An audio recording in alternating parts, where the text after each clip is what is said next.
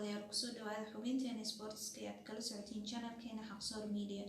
Wararkeena waxaa idiin soo tabinaya anigoo ah Hani Ahmed Abdulahi. Qodobada wararka caawa ku maqli doontaan waxaa ka mid ah ciyaaryahanka reer Brazil ee Ronaldinho ayaa dib u helay xorriyadiisa kadib markii in muddo ku xirnaa wadankaasi Paraguay.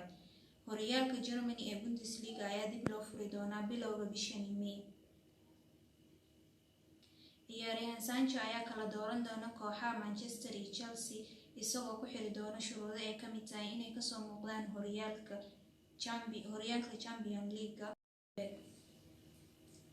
Real Madrid oo baaxsi ugu jirta weeraryahankaasi Tottenham walow ay tartan kala kulmi doonaan kooxaha xifaaltama Manchester United iyo City.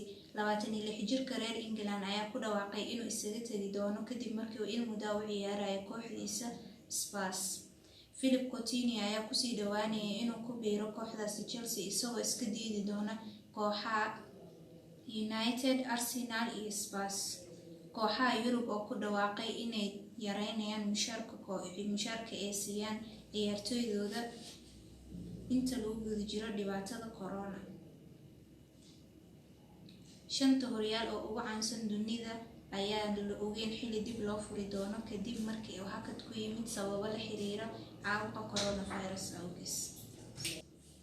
Horyaalka dalalka England, Spain, Germany, France ayaa saameyn weyn ku yeeshay cudurka corona marka laga reebo horyaalka Germany kaas oo dib loo furi doono bilowga bishan May.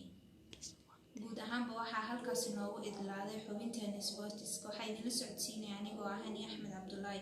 Intaan barnaamij la mid dib ugu kulmi doono waxaa idinkaga tagayaa sidaas iyo ammaan Allah.